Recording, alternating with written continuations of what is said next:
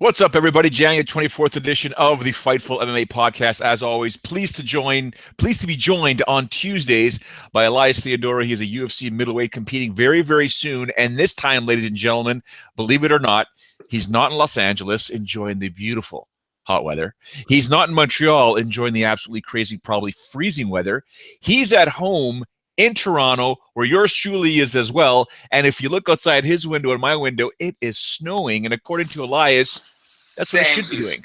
Yes, it should be. It's January.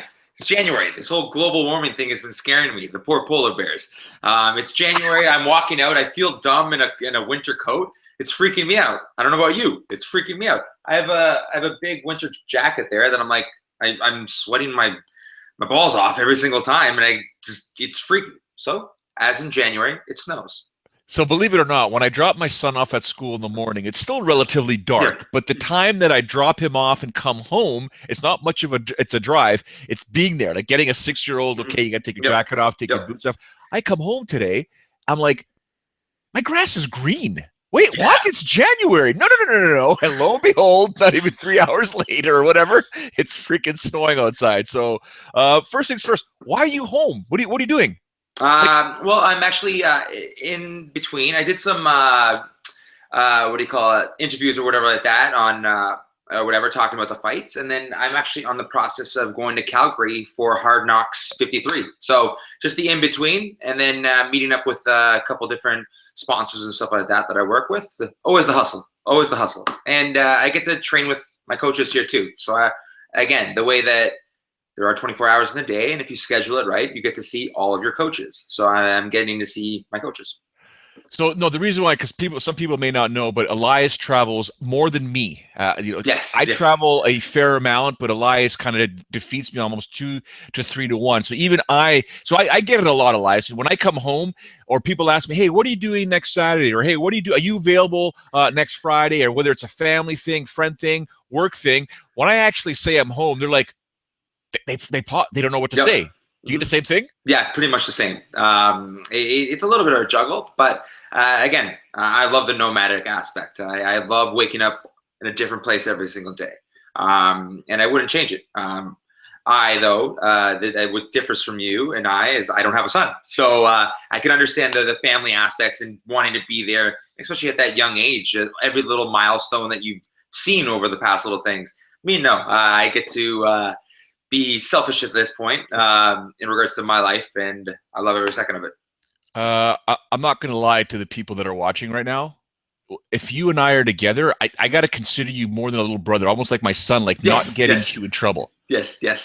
I have that effect on everyone. I don't want to see him in trouble. Like, let's not get him in trouble. Now, speaking of sometimes people getting themselves into trouble, we always worry about, mixed martial artists as they get older in mixed martial arts, i.e. Tito Ortiz, Chael Sonnen. They're not that old. They're not that far removed from being, at the very top or competing at the top. But there was some concern whenever these quote-unquote older guys fight. I'm not overly concerned with it, but this fight did go down. And there was a lot of controversy in looking at this bout here with Bellator. People were screaming fix. I didn't see a fix. I saw Chael Sonnen's face going purple. What I did see is a guy in Chael Sonnen that didn't fight the way he should have fought. You mean a aging, known cheater who hasn't fought in 3 years, buckled under pressure? Yeah, that sounds about right. He is, again, there's a difference between age and mileage. Chael does have like 20, 30 fights under his belt. It is about 3 years since he's actually been in the cage. And I think that showed. I think Tito's been much more active. And you throw in the fact that it's close to his birthday, it's his last fight, and what that really means to him. I think even Tito's the one that, not Tito, Chael's the one that said it. He buckled under pressure. Deer caught in headlights. Yeah, deer in the headlights. Like, I don't get it. Why? You've been there so many times. 3 years ago. 3 years ago. But you're telling me, so after 3 years, you forget that, this is what your job is, this is what you're doing. I think if you've done it for so long. Ring rust. I think ring rust is a real thing, and we've talked about it before. That's one of the big concerns, I think, with George, and the idea that the further it goes far away, the further that time is. I haven't gone in that cage in by the time February 19th comes around, it'll be about 7-8 months. That's a long time. But at the same time, I understand the idea that I've done it as many times as I have, and I feel confident in what I've put in, and the proof is in the pudding. But when you're Tito, again, an aged fighter who is not on the same Mexican supplements that he might have been in previous past, what that deficit that does to your mind in general, because I have never taken it, but I know from people that, again, mixed martial arts, you know people that have taken it, or even athletics in general. I know people that take it, and the actual feeling you get is both mental and physical. And I think not having that that part of you that is normally giving you that little boost, you feel it. And with Chael, he is fighting a bigger dude. Tito Ortiz is a bigger guy, and I think his frame is the difference. That's why, again, I'm probably as heavy as someone like a Misha Serganov, but his frame is just a little bit taller. His frame is just a little bit longer, and those attributes count. And Tito's going into this fight has been known for pulling off quick submissions. The guy, the guy still has some tricks in his sleeves, and his sleeves are actually things that put you to sleep. Yeah, the guy pulls off magic. He did it to Ryan Bader. Yep. That Liam fight with McGree fight was amazing. Not amazing, but he looked good in that fight. Yep. Does this against Chael. So the question is, the middleweight champion too in Bellator. What's his face? Alexander Shlemenko. Yeah. The same thing. Like this, you know what he's coming. That's even a bigger thing with Chael. But again, remember, like Chael likes to say, he's a Republican. He doesn't do jiu-jitsu, so he loses many different times via simple jiu-jitsu. Like, how many triangles has he been in? How many arm head chokes? How many simple stupid shit, pardon my French, that he, again, through ignorance, he wants to be just a wrestler. He wants to just punch someone in the face. Evolve or die, and he died on Friday or whatever. Well, two things. We'll get back to Chael in a moment. I want to get back to your point in a second. But for Tito Ortiz, obviously the situation is, he keeps pulling off this magic, but he says that's it. The gloves were laid out onto the mat or onto the canvas. He's done. He's walking away. Yet a lot of people are saying, no, he's not walking away just yet. What do you think? Everyone has a price, my friend. And again, the right matchup. You don't think he'll jump in for another 500,000 or something like that? They also did 1.8 million views. That's crazy. Hey Bellator. Yeah. Hey Bellator, look what I'm pulling. I have a name. I'm only, what is he? Only 36? 37? I don't even know how old he is. He's young. Obviously mileage in regards to how many fights he's had. But I think in many ways he show me the money. That's all it's going to come down to. And the right matchup, why the hell not? So you said Chael Sonnen's been in how many triangle chokes, has been in how many this or how many that. I've read some stuff online. Chael just simply looks for a way out in fights. And if he can get that opportunity after he feels like he's not going to win, he'll take it right away. I'm not overly sure if I'm buying that. I just don't like the way he submitted on Saturday night. It just didn't seem like too much of a submission. That could have been a jaw crank, could have been a neck crank. Yeah. It really was. But yeah, your thoughts? It wasn't good technique, really. It was pure Tito in the sense it's a big dude that's literally trying to rip your head off. He went purple, so you could see something was happening. But I think there is some validity to it. Rashad Evans, Anderson Silva. Like, you can look at different times he's quit.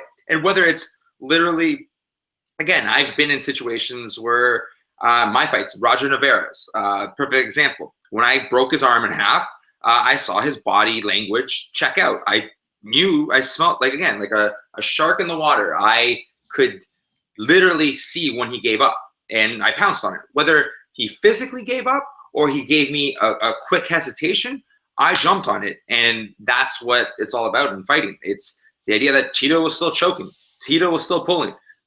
It wasn't the prettiest thing ever, but he tapped.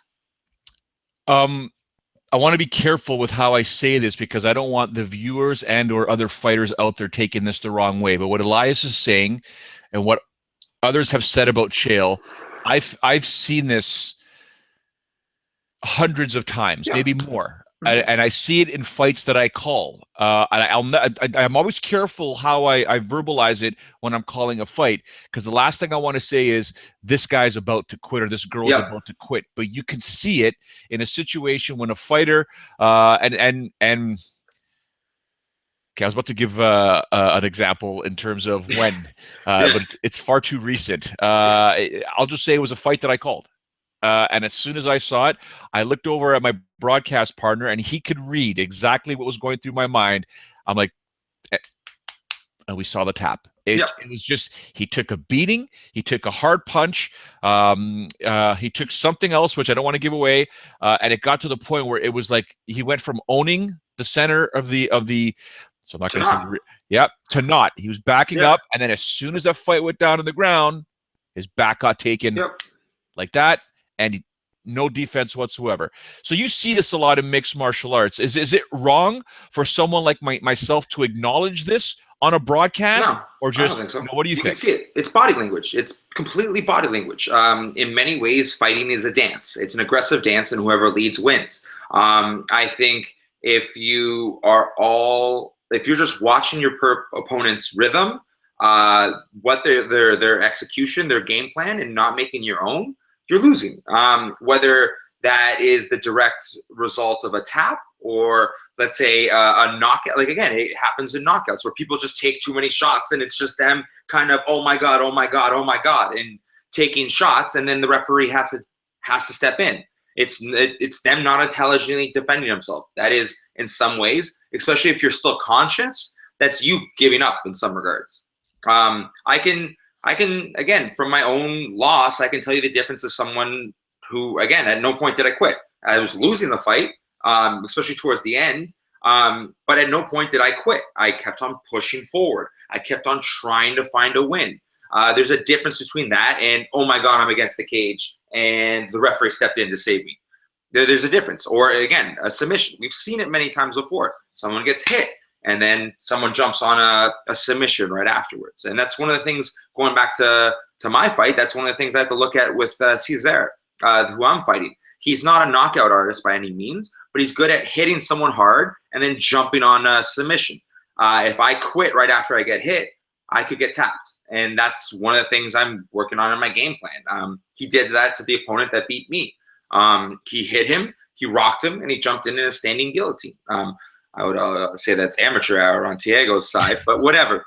Who am I to judge? At the end of the day, he still has a win over me. So yes, he did choke. Okay, literally and physically, metaphorically. That is something, and the ability not to quit. People say, you can't teach that. That is something that is born in a fight, or born in a human as a fighter. And I respectfully disagree, because you can teach that at a young age. And because I've seen you in a situation where it's like, oh my God, this, like, just figure it out. And you did, you tried. I've seen Pearson's last 2 or 3 fights, pretty much dominant the whole fight until the last 30 third seconds. round. He's 30 seconds. And we're like, oh my God, what are you doing? Right? But he doesn't quit. He won't quit. You got to knock him out. Yep, literally. Right? Yeah. So is that something you think can be taught, or is it something that's just born in someone, or both? I think it's both. I think it's definitely born in someone. You got to look at someone like the Diaz brothers is the prime example. Ain't no quitting in those tough SOBs. I think at the same time, it could be grown into. I think there are people. I don't exactly know off the top of my head examples, but I think there are people that have shown resilience later on where they've been knocked out. Example, and that's what the difference between mixed martial arts and boxing is. There's so many variables. People can lose in a fight here, especially with knockouts. We've seen people that have been knocked out or ragdolled. Someone like Dos Anjos, he would be an example. He got knocked out early in his UFC career and then won a whole bunch and then won the title. Of course, he eventually lost, but that has more to do with mixed martial arts is such a evolving, moving piece, and you got MMA math involved, and in many ways, momentum's only a finite thing, except if your name is John Jones. Yes, very true. Now, speaking of John Jones, former opponent, Chael Sonnen, how much of Chael's stock do you believe has been actually hurt? Because he says he does want to compete. He says he is going to fight Vanderlei Silva. Yes, there. That's his last chance to get back to where he was. I think the inevitable beef between the both of them. Thank you, UFC. UFC basically bought and paid for Bellator's next fight with this. When you put in the whole tough situation between them, the bad blood, the history. That's purely UFC's causing, and the Bellator is going to be able to do that. Maybe 5 years too late, but at the same time, people are still watching. It shows when on free TV, people will watch, and that's why I think bigger picture. I think the UFC is going to switch from more of the pay-per-views to Fox. Hey. Hold that thought. Okay. Hold that thought, because I want to now. Oh, you know me too well. You drop a seed like that, I'm going to follow up. I want to just finalize Chael for a moment here, okay? Okay. Has his stock been hurt? Yes. Yes. But this guy can talk, in my opinion. People go, I'm never going to watch a Chael fight again. Yes, you will. Yes, you will. Because the minute he gets on the microphone, you're going to be like, He'll change. It's like a bad girlfriend. He'll change. I believe in him. He's changed. He's different now. He knows jiu-jitsu. Okay, so you're on my side. He just needs to get on a microphone, and he's going to. Yeah, okay. The build up. Right. It's Vanderlei is going to say one fucking thing, and then dive for a double on him again, and there we go. There's our cut reel, our promo for the fight. Yeah, Vanderlei is in a bit of trouble when it comes to what's happening in Japan, especially with Mirko Cro Cop saying what he said about him. I'm not sure if you ever caught that. They were supposed to fight on December 29th at the Rizin second round quarterfinals, and then mysteriously Vanderlei wasn't able to compete, injured and blah, blah. Well, Mirko had a field day on Facebook just calling him Vanderlei the chicken, this and that. And we're seeing Vanderlei. It's unfortunate, but he's not making it to fights. He gets the opportunity. Now, I also know he was not a happy camper in fighting when he wanted to fight Crazy Horse. Okay. I know there's a weight disparity there. Yeah. And out of nowhere, Cro Cop calls him out after Cro Cop wins in the first round there of the Grand Prix. And Vanderlei's like, what? And then Rises like, put it together. Vanderlei's not going to back down. And then you realize, I don't want to fight this guy. I want to fight someone else. Like, you go on one side of the bracket. Right? And let's talk about the elephant in the room. Mirko was in a different league because he got caught with certain supplements. And if Vanderlei is not on the same kind of or equal supplements, why is he going to fight that monster? The man, Mirko looks like he's 30 years old. And with smashing people, he looks at the prime of his career in Japan. But I think that's what Japan serves its purpose for. What's his name? Vanderlei took one look at him and goes, yeah, we need to up on that supplement routine. And he's going the other way. I don't blame him. How could you not? You're fighting a monster. And again, not taking away. You can't ever take away from something what a fighter performs, but let's call a spade a spade. It was the wild, I don't got to tell you, it was the Wild West in Pride. I think Rizin in some ways encompasses parts of that. Rizin is Pride 2.0. It's the same ownership. Exactly. But hold on. Gabby Garcia. Hold on. And I know I'm just going to take my left foot out of my mouth and put my right foot in a second, okay? Yes.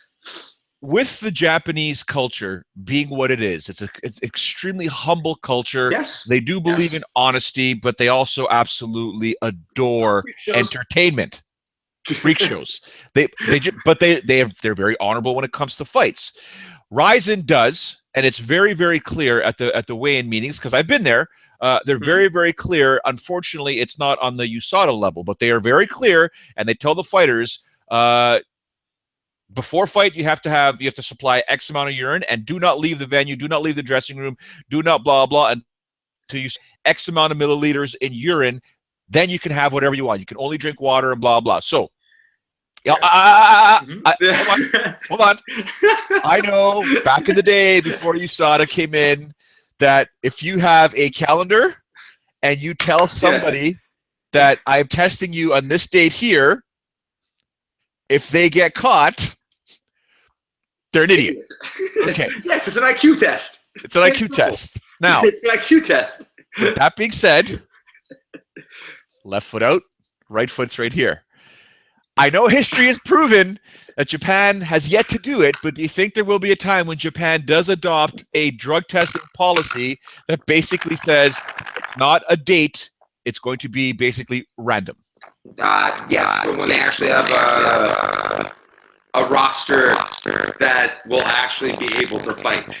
I'm not saying everyone is, but I'm just saying you don't know. And even in the UFC, which had especially the top contenders being tested regularly and having those random tests until even prior to USADA, like where you saw someone like Lesnar and or not Lesnar, sorry, the guy that fought Lesnar, Overeem, and like other people testing. And again, here's another credit to where credit's due, George St Pierre, because as goes George, so does MMA.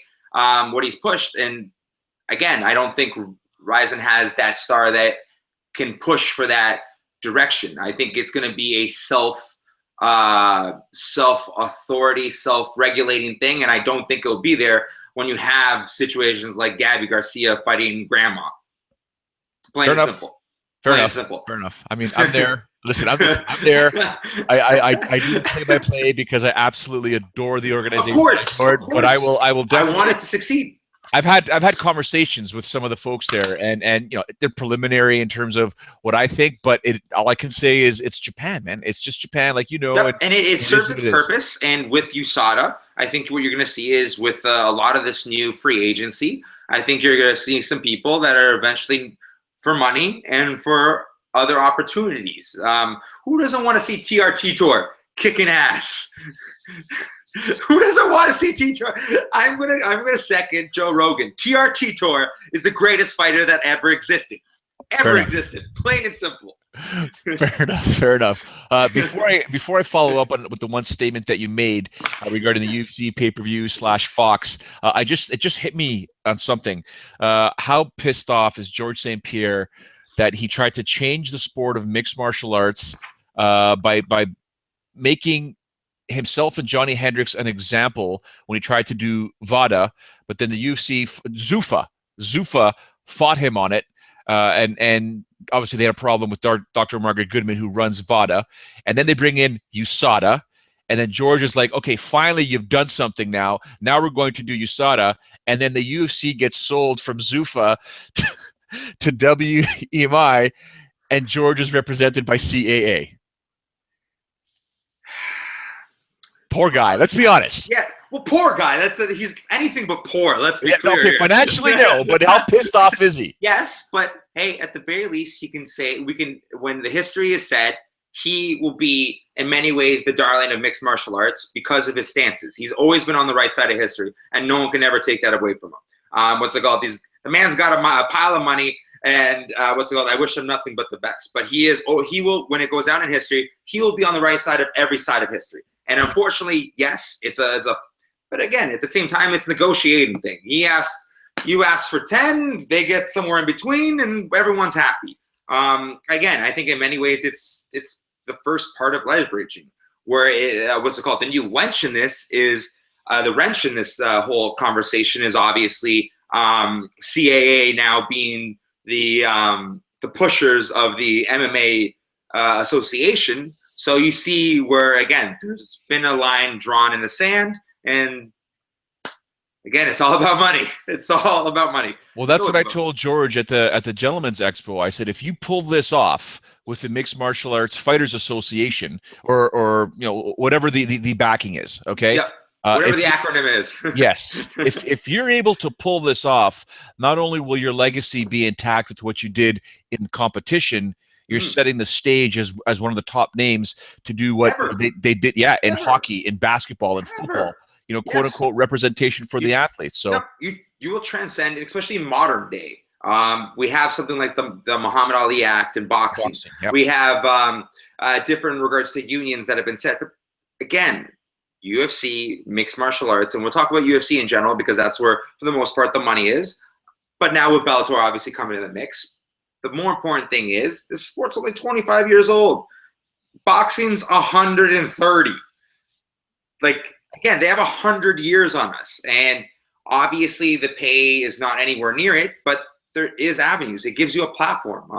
I have signed deals that in some ways match, if not more, than my actual mixed martial arts career or mixed martial arts pay. But again, UFC is the reason why I'm here, and I can never take away from that. And it's what you do with it.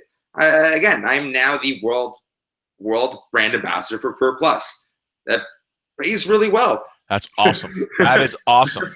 That pays pretty damn well. And the reason why they, obviously it's the hair, but being a UFC fighter is the reason why I'm at this point in my life, and also the other things that are in the works as well. It's a platform, and it's what you do with it. And someone like George St Pierre, someone like Conor McGregor, Ronda Rousey don't come around that often.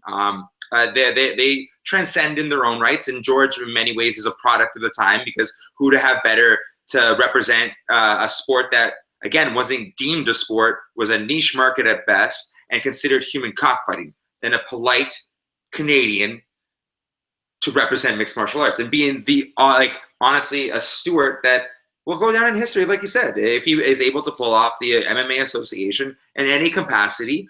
Twice now, he's been on the right side of history.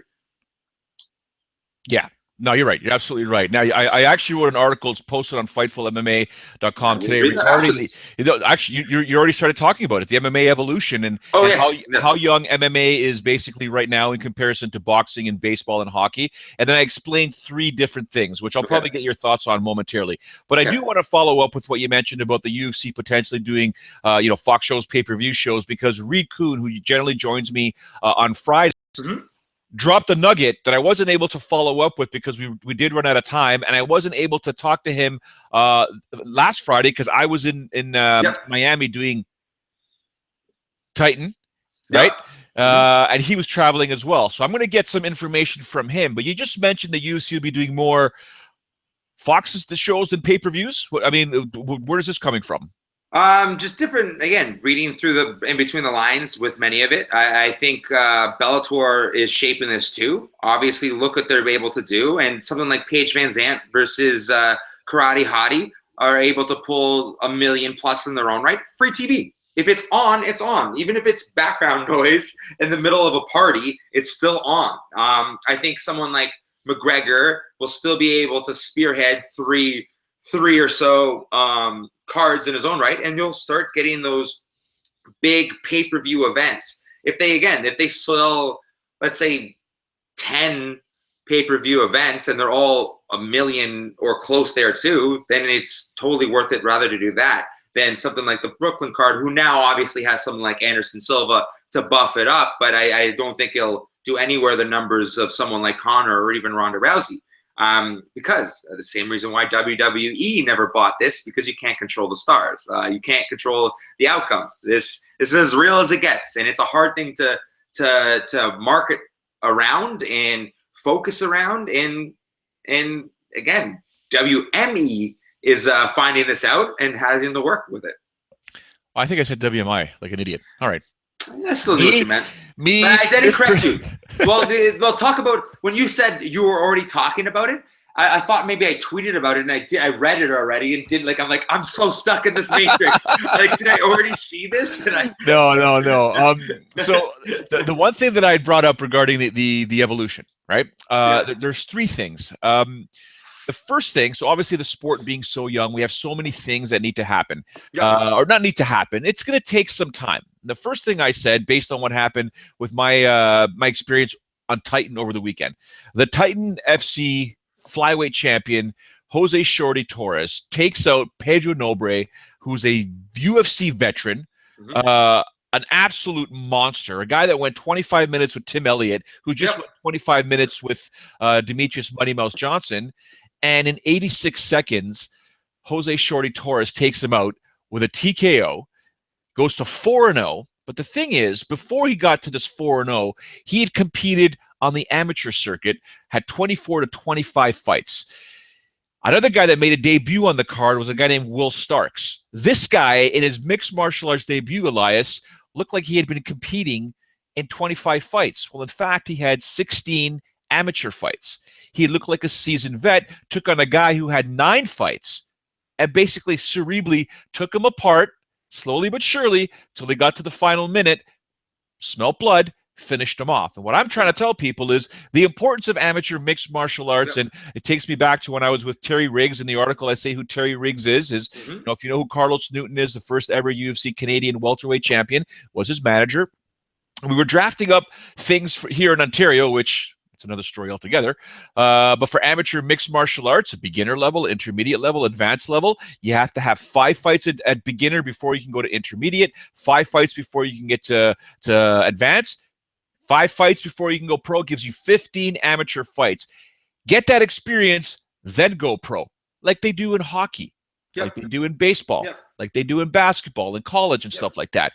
Is this not something we should not mandate, but come on, Association of Boxing Commissions and regulators and promoters, look at the amateur system. That's what we need to do before we get these people that are 0-0, never competed before, and putting them under bright lights. Yes, I think I can speak from my own example. I didn't necessarily get the amateur career one, like hindsight's 2020. I might have wanted, in the sense that now only 14 fights. I'm at, again, after I smashed Caesar, I'm right in the mix of the top 15. Then there's the top 10, and then there's the top 5. Like, it's a year or so away. But if I had another year, maybe 2 in the amateur circuit, it might have helped in regards to cage time. There's nothing more important than just being in the cage, seeing all those different looks. And again, that's where something like the beautiful thing of boxing is.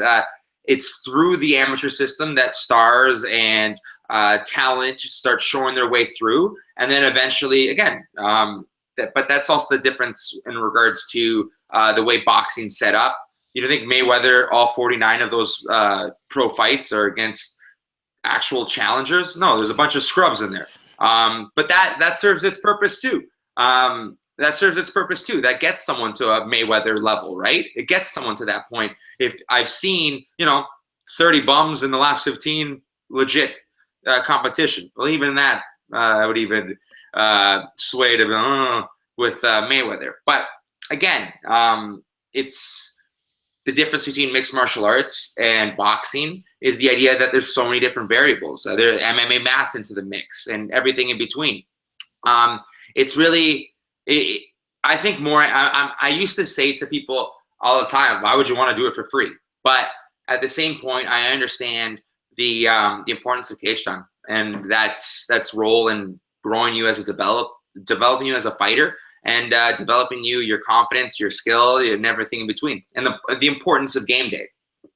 I also thought of something yesterday when I was talking to Adam Martin that came up, and I promised the viewers that I would text John McCarthy, and I'm looking at his reply right now, which is not a novel, but it's and it's not necessarily agreeing with me or disagreeing with me. It's just Big John's perspective, and I'm gonna have to try and figure out what I'm allowed to use in this response, as well as what I can and cannot use for a potential article. What I did is this, also thinking about the evolution of mixed martial arts. In Japan, when a submission is when a fighter has a submission on the opponent, a good referee, basically what they do over there is they do the gun sign, and it's a shoot sign, because of shoot wrestling and shoot submissions, whatever.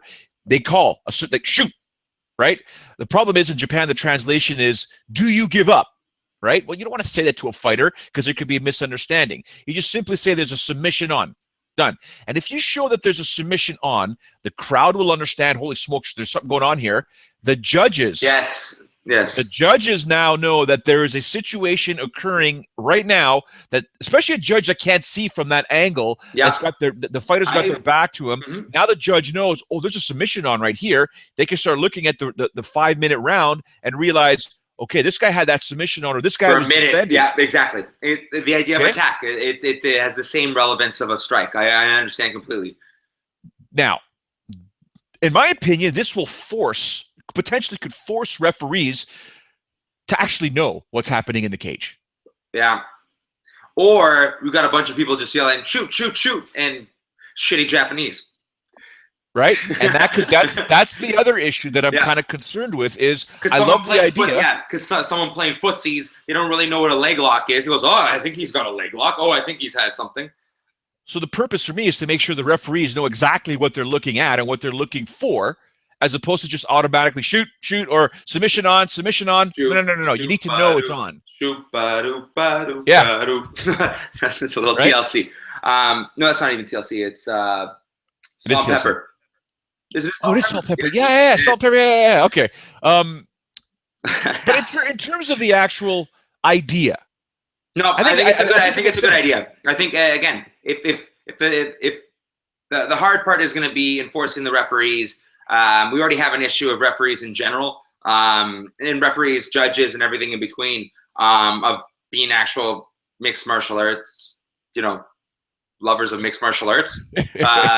The amount of time that I've heard horror stories where someone was a boxing judge that didn't really that boxing judge of whatever commission, and then MMA comes around and they use the same judges, and he's not really particularly fond of the rolling around down there. It doesn't make any sense to him. So it is hard. It's the more important thing is the enforcement. All right, we only have about 3 to 4 minutes because you got to go. I know that. I'll be quick. Just give me a quick answer here for the third thing that I mentioned in the article. No. The answer's no. Simply, we want fair fights for the older fighters that are no longer at the top. They're moving down, right? Don't put them against a young lion. BJ Penn versus Yair Rodriguez. Penn. Oh. But Tito versus Chael is fine. Makes sense. Right? Okay, so promoters, matchmakers, just give us fair fights for the fighters that once were great at the top that are now moving down. Give us fair fights, man. Legacy fights. They're like almost legacy fights. Done. All right, real quick before you go, because we got about 2 minutes before you got to run. Your boy Sam Alvey, you compete against him, taking on Nate Marquardt on Saturday. Who wins? I think Sam, man. Like, God bless him. The man. I think that you never can take out Marquardt. He's again won one, lost one, but he's still in there. The thing will be Sam's bread and butter is his hands, and Marquardt has folded under bombs, and that's what Sam does. I think the best thing to do for Marquardt is just being the more athletic individual, getting all the way in or all the way out, and nowhere in between. I think. With that being said, Sam is so awkward and so strong with his hands. I think he should be able to pull out the knockout in the first or the second. Francis Ngannou taking on Andrei Arlovski. I don't feel good for Andrei Arlovski right now. No, I don't. I agree with the same thing. And that has to do somewhat of what you were talking about. Arlovski in many ways is that legacy fighter now. He obviously had that tear momentum moving forward. I think it was a 3-4 fight win streak that he had. But what is he now, 0-3? I think it's 0-2. Could be 0-3. You could be right. I think it's 0-3. Okay. I'll double check. I think it's 0-3. Right now. Go ahead. No, I think it's 0-3. I think he's going to unfortunately be 0-4. But again, everyone loves to come back, and he's one of my top five heavyweights of all time. Just again, of his ability to come back from such the low lows that he had under this first losing streak, and then obviously coming back. You are correct. It is 0-3. In the co-main event, Donald Cerrone taking on Jorge Masvidal. I'm never going to bet off. I'm never going to doubt Cowboy. I think he wants the fight. This is a fight that, again, the fans want to see. It's an exciting fight. Both fighters are game. I'm always rooting for Cowboy. And the main event, actually in Denver, where the UFC first started, are two ladies in the main event. Valentina Shevchenko taking on Juliana Pena in the women's bantamweight. A very pivotal fight in this division. Yes. What's your say? I'm biased. I like Pena. Me and her have hung out a couple times through different UFC functions and stuff like that. She's a good fighter, and she's obviously riding off of that win off of Alpha. What's her brain dead? Right? Yes, Casogano. I think there's momentum there, but also Solenko, pronounce her name right. Shevchenko. There you go. A lot of vowels, a lot of consonants. But the more important thing is, obviously, she has many different tools in her toolbox. If she is able to keep the distance and just chip away, it could be a hard night for Pena. All right. Before you go, any final words for everyone tuning in right now? Only you can prevent forest fires. There you have it, ladies and gentlemen. Elias Theodorou. Make sure you do follow him online at Elias Theodorou. Follow yours truly at Showdown Joe. Elias, as always, be safe because I think that snow is coming down, my friend. Yes, it is. No, but in all seriousness, I'll be taking on my commentary roles once again for Hard Knocks. So I'm excited. There's a good set of fights going down, and check it out at Elias Theodorou. I don't know what I did. I usually have hair, and that's what usually I'm just like, yeah. I'm going to stop talking now. He's stressed out, ladies and gentlemen. He's got his hair pulled back. But as always, thank you, everybody, for tuning in to the Fightful MMA broadcast or podcast. Tomorrow, Sean Pearson. We are aiming for an evening podcast, but with Sean, his schedule may change. As soon as I know what that schedule is, I will tweet it out at Showdown Joe. But as always, ladies and gentlemen, thank you, Elias, and thank you to all of you for tuning in. Cheers.